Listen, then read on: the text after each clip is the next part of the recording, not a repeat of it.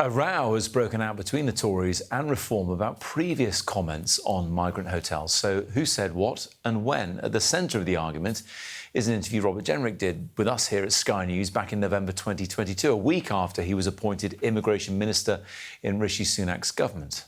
You're talking about procuring extra hotels, and that is fantastic. But the fact that you, having just been in the job for a handful of days, are having to do this suggests that when Suella Braverman was asked in the House of Commons yesterday whether she herself had stopped the procurement of extra hotels and she denied that, well, that suggests that perhaps she wasn't being entirely truthful. No, that's not correct. More hotels have been coming online almost every month throughout the whole of this year. So Suella Braverman and her predecessor, Priti Patel, were procuring more hotels. What I have done in my short tenure is ramp that up and procure even more, because November, historically, has been one of the highest months of the year for migrants illegally crossing the Channel. John, we're showing that clip in its entirety because that's what Reform has been sharing to try and attack Robert Jenrick. Yes, significantly, they're attacking Mr Jenrick rather than the Tory leader for now, Kemi Badenoch. But, of course, there are both Labour and Reform quite like to try and embarrass or catch out Mr Jenrick over what he said back then when he was a Minister for Immigration in Rishi Sunak's government, and what he says now, because they are rather different. Note the interesting bit in that little clip we just saw was where he said, what I've done in my short tenure is ramp that up. In other words, get the numbers in hotels up. Now, of course, that Tories are saying get them down. Now, in response to what Zia Youssef has been saying today, Mr Jenrick has tweeted this. He says the interviewer that Zia selectively clipped was about the Manston Holding Centre, that's in Kent, where illegal migrants are processed when they first arrived. He said, I was 8 days into the job of Migration Minister. Manston's capacity was 1,600, but it had 4,000 people. There had just been a firebombing of the post-processing centre, which had thrown the system into chaos. Order was collapsing. So, yes, he's defending his record as a minister, but he is saying rather different things now. You mentioned Kemi Badenoch there.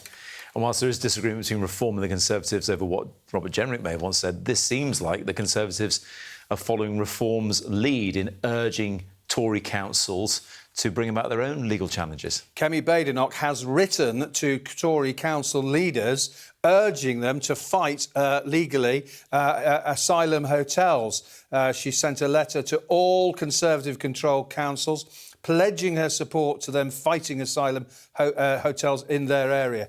And in terms of what she wants them to do, she's written this.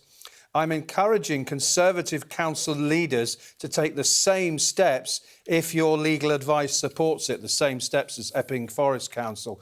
Then she goes on, you may also wish to take formal advice from planning officers on the other planning enforcement options available to your council in relation to unauthorised development or change of use. It was a planning ruling that Sir Stephen Eyre gave in the High Court because of change of use. The owners of the hotel had not fulfilled the right obligations there. So we've got the Tory party and Reform both saying take them on. Mr Farage has said that all their councils, he wants them all to take on, bring legal actions. It's not certain that many of the dozen or so Reform-controlled councils have planning jurisdiction, so that may not happen. Mr Jenrick's been talking also about lawyers pro bono coming to the aid of these Tory councils.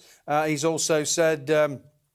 If you're a lawyer and want to help secure our borders, contact me. Meanwhile, as a little postscript, let me just tell you this. Sir Stephen Eyre, the judge who made that controversial ruling, turns out he was a Conservative Party candidate 4 times. 87 Birmingham Hodge Hill, 92 Strangford in Northern Ireland, 2001 Stourbridge, 2004 the Hodge Hill by-election when Liam Byrne was elected. So... 4 times, quite a lot, isn't it? He's not just a one-off accidental candidate. So I don't know whether some of the other parties may attack him over his Tory leanings, but of course it's not the done thing to attack judges, is it? But we know by the use of that clip they certainly watch Sky News. John, thank you very much indeed.